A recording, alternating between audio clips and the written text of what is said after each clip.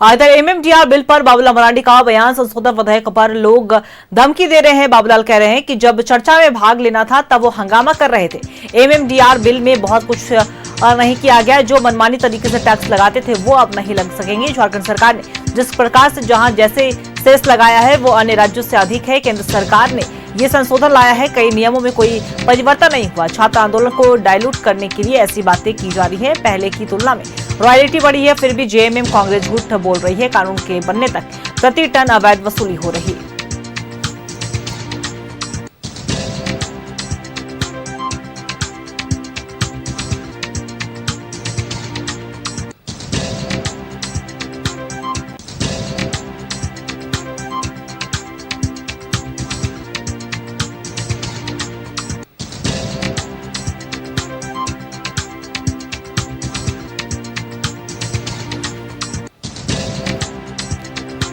देखिए, बाबूलाल मरांडी ने हेमंत सरकार पर हमला बोला है। एमएमडीआर बिल का आप देख रहे हैं कि किस तरीके से झारखंड में अविरोध हो रहा है।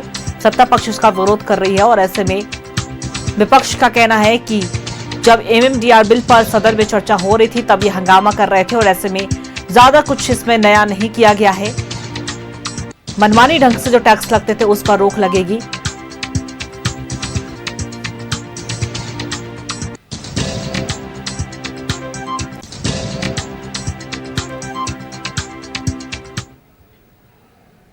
और हमारे सहयोगी रुचि हमारे साथ लाइव बनी हुई है, उनका रुख करेंगे। रुचि, देखिए, एमएमडीआर बिल पर लगातार विरोध जारी है सत्ता पक्ष का। कई तरह के सवाल उठा दिए सत्ता पक्ष, लेकिन इसी क्रम में विपक्ष की अगर हम बात करें तो विपक्ष की तरफ से नेता प्रतिपक्ष बाबूलाल मरांडी ने बयान दिया है कि संशोधन जो विधेयक है उस पर लोग धमकी दे रहे हैं, क्योंकि जब चर्चा हो रही थी सदन में तब हंगामा लोग कर रहे थे और ऐसे में जो भी सेस लगाया जाता है, झारखंड की बात करें, वो अन्य राज्यों से ज्यादा अधिक है। तमाम बातों का जिक्र किया है बाबूलाल मरांडी ने। क्या कुछ है वहां से पूरी जानकारी? बिल्कुल अंकिता, सही कहा आपने। चूंकि जब 13 तारीख को ये बिल पास हुआ उसके बाद जो है इनके जो सांसद रहे हैं, खास करके झारखंड के जो 3 सांसद वहां पर उपस्थित थे, अगर राज्यसभा और लोकसभा मिलाकर के बात की जाए तो झारखंड से कुल 6 हैं, लेकिन जो 3 वहां पर प्रेजेंट थे उन्होंने सवाल नहीं उठाया। संसद से बाहर निकलने के बाद भी उन्होंने कोई आवाज नहीं उठाई। अब जाकर के जब झारखंड पहुंचते हैं और झारखंड ये बिल जब समझ में आता है तब उन्हें लगता है कि झारखंड के लिए बेईमानी हो रही है। लेकिन भारतीय जनता पार्टी जो है डिफेंड कर रही है, यानी नेता प्रतिपक्ष बाबूलाल मरांडी की बात हो, प्रदेश अध्यक्ष आदित्य साहू की बात हो, कई बड़े नेता जो हैं वो कह रहे हैं कि यहाँ पर जो छात्र आंदोलन चल रहे हैं उसे डाइल्यूट करने का प्रयास किया जा रहा है। देखिए, प्रवक्ता मृत्युंजय शर्मा भी वहां आज बाबूलाल मरांडी की प्रेस कॉन्फ्रेंस में उपस्थित थे। ये कहा जा रहा है कि झारखंड के साथ जो है फिर से एक बार हकमारी होगी और इसके लिए एक बड़ा आंदोलन चलाया जाएगा, चाहे वो आरजेडी की बात हो, कांग्रेस हो, जेएमएम हो, सब मिल करके महागठबंधन जो है एक बड़ा आंदोलन राज्य में करने वाले हैं। कैसे देख रहे हैं, कितनी हकमारी हो रही है मृत्युंजय? देखिए, आपने खुद साफ साफ कह दिया कि पूरी जो आंदोलन की जो पटकथा इसलिए रची जा रही है ताकि छात्रों का जो मुद्दा है उससे भटकाया जा सके सबका दिमाग। दूसरा, संसद में जब इनके सारे सांसद थे क्यों नहीं विरोध किया? बिल तो पहले ही लिस्ट हो जाती है, तब क्यों नहीं चर्चा में आई? और अब भी आप देखेंगे जो पूरा विधेयक है, संशोधन है, पूरे देश के लिए है। और आप फैक्चुअली अगर देखेंगे तो झारखंड ने जो सेस लगाया पिछली बार, पिछले 1.5 सालों में 100 रुपए से उसने शुरू किया कोयले पे, 2 बार उसको बढ़ाया, 450 रुपए प्रति टन वो चला गया। आयरन ओर पे देखेंगे 100 रुपए से शुरू किया, 600 पे चला गया। पूरे देश के किसी भी राज्य में 20 रुपए से ज्यादा सेस नहीं। इसे हो क्या रहा था? इसे ये हो रहा था कि हमारे राज्य का जो खनिज है, जो हमारे राज्य का कोयला है, जो हमारे राज्य का लौ अयस्क है, उसकी खरीदार ही नहीं है। आज आप चाईबासा में देखेंगे तो टाटा स्टील के या वहां पे सेल के वहां पे इतने ज्यादा ओवरबर्डन वहां पे रखे हुए हैं क्योंकि खरीदार नहीं। लोग उड़ीसा से आयरन खरीद रहे हैं। बहुत सारे मेरे मित्र हैं जो डीओ कोयला का लगाते हैं, वो डीओ नहीं लगा रहे फुली क्योंकि यहाँ का कोयला महंगा हो चुका है। तो फाइनली इससे फायदा क्या हो रहा है? जब आपका अयस्क बिक ही नहीं रहा, जब आपका कोयला बिक ही नहीं रहा तो राज्य को रॉयल्टी नहीं आएगी। पिछले वर्ष का सरकार का ही आंकड़ा है, सरकार ने कहा था कि 22,000 करोड़ की हमारी जो पूरी मिनरल एक्टिविटी उससे कमाई होने वाली होगी। अंत में हुआ कितना? सिर्फ 16,000 करोड़, 6,000 करोड़ रुपए की कमाई नहीं हुई। कोल इंडिया का पिछले वर्ष पहली बार 6 वर्षों में प्रोडक्शन डिप हुआ। क्यों डिप हुआ?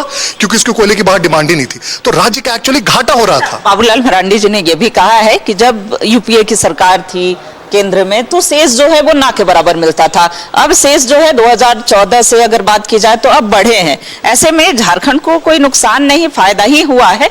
अगर एक दो पॉइंट को छोड़ दिया जाए तो झारखंड को इसमें फायदा। देखिए 2014 तक क्या था, जो भी माइनिंग से रेवेन्यू आता था केंद्र सरकार उसका करीब करीब 60% राज्यों को देती थी। आज आप देखेंगे तो 90% देती है, पहला। दूसरा, जो डीएमएफटी है, जो रॉयल्टी पे 30% लगता है, मतलब करीब करीब 100 रुपए का अगर आप मिनरल बेचेंगे तो 4.5 रुपए डीएमएफटी। वो किसने लाया? वो नरेंद्र मोदी जी लेके आए, वो 2015 में। अब उस डीएमएफटी का इस राज्य को 19,000 करोड़ रुपया मिल चुका है। सोचिए, जब से डीएमएफटी आया है, उसका यहां पे बंदर बाट होता है। तो फाइनली देखिएगा जो रेवेन्यू माइनिंग का है वो झारखंड को काफी ज्यादा मिल रहा है पिछले वर्षों की तुलना में।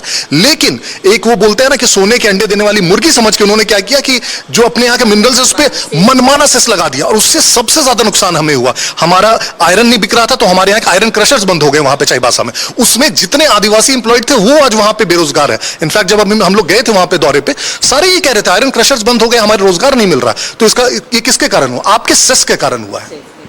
तो देखिए, बीजेपी का यही कहना है कि अब मनमानी जो है वो नहीं चलेगी। जो सेस पर मनमानी लगाया करते थे कि दूसरे स्टेट में जहां 20 रुपए लग रहे हैं, यहां पर 400 450 रुपए लगते हैं। तो देखिए, ये जो मनमानी है वो बंद होगी।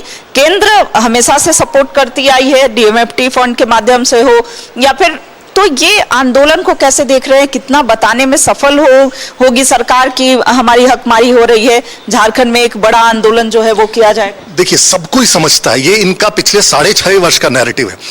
जब भी इनके कामों की आप बात करेंगे, जब भी इनके घोटालों की बात करेंगे, जैसे अभी छात्रों की बात हो रही है, पूरे नौकरी बेचने के घोटालों की बात हो रही है, तो ये आ जाएंगे आइडेंटिटी पॉलिटिक्स पे। मैं आदिवासी हूं इसलिए मुझे टारगेट किया जा रहा है, हम गांव की सरकार है इसलिए टारगेट किया जा रहा है, यहां का जमीन लूटा जा रहा है, यहां का मिनरल्स लूटा, यही इनका हमेशा का नैरेटिव रहा है। ये जो अभी बोल रहे हैं कि यहां से मिनरल नहीं जाने देंगे, हमने 2 वर्ष पहले भी सुना था। सुप्रियो भट्टाचार्य ने कहा था, हेमंत जी के भाई ने कहा था, हेमंत सोरेन ने कहा था कि एक ढेला नहीं जाने देंगे। 2 साल से ढेला कैसे जा रहे हैं यहां से?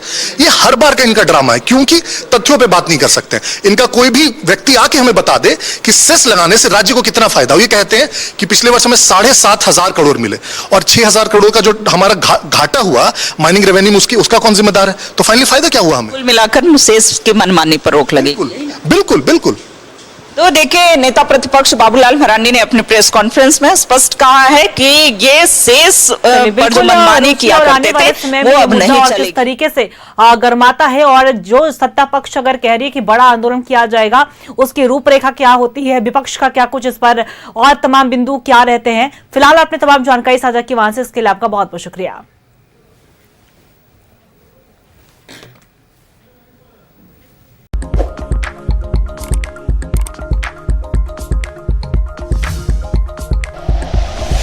Like and share videos, subscribe करें हमारा चैनल और प्रेस करें बेल आइकॉन। न्यूज़ 11 भारत, सच है तो दिखेगा।